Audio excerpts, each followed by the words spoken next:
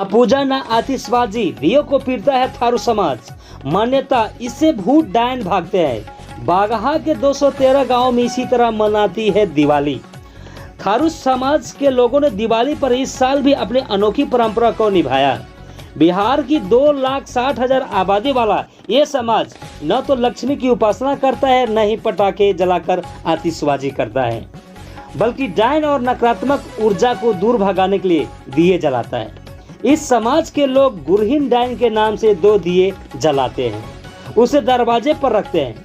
अगली सुबह उन दिए को जमकर लाठी से पीटते हैं। समाज के लोगों का मानना है कि दीपावली पर भूत भाग जाता है, साथ ही अपने पूर्वजों को श्रद्धांजलि देते हैं। हर साल की तरह इस साल भी समाज के हर घर में इस प्रथा का पालन बड़े उत्साह से किया गया।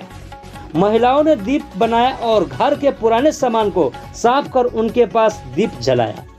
बिहार के पश्चिम चंपारण जिले के 213 गांवों में थारू समाज बसा है। थारू बिहार के तराई क्षेत्र में रहते हैं। जहां वो रहते हैं वहां का नाम थारू 8 होता है। दिवाली पर इनकी परंपरा बेहद ही अनोखी होती है। जानिए थारू समाज किस तरह मनाते हैं दिवाली। पुराने सामान को साफ कर उनके पास दीपक जलाते हैं।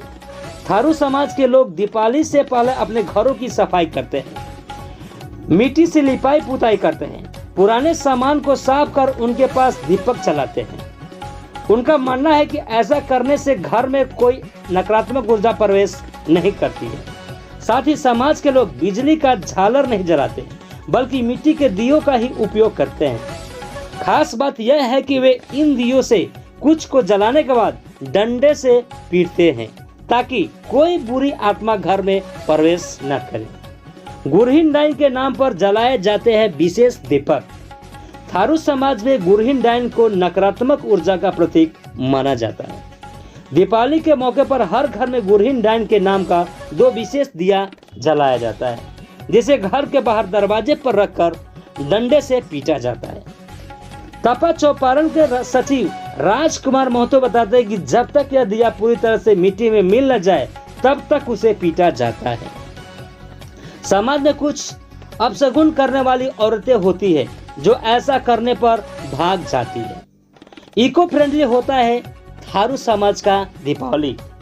थारू समाज की दीपावली पर्यावरण और समाज की भलाई के लिए समर्पित है। समाज के लोग मानते हैं कि दीप जलाकर और पुराने सामान को साफ कर वे अपने समाज में सकारात्मक ऊर्जा का संचार करते हैं। साथ ही पर्व पर खीर, पूरी और चावल पुलाव बनाकर खाते हैं। इस बात की विशेष ध्यान रखते हैं कि किसी को उनसे कोई परेशानी न हो। कुल देवी और उनकी सुरक्षा का रहता है विश्वास।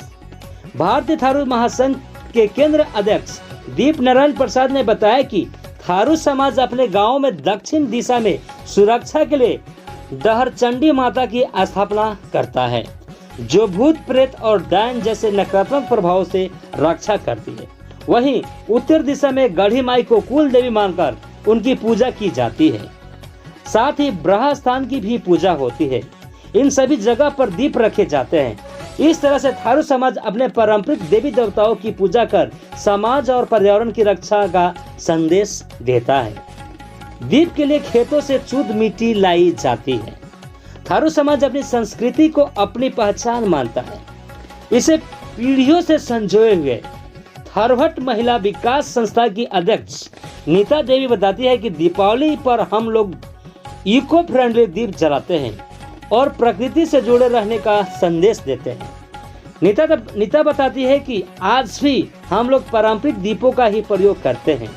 मोमबत्ती, इलेक्ट्रॉनिक सामान और पटाखों से अलग दीपावली मनाई जाती है। दीप को बनाने के लिए खेतों से शुद्ध मिट्टी लाई जाती है। खासकर वैसी मिट्टी का प्रयोग किया जाता है जहां पर लोग कम आते जाते हैं।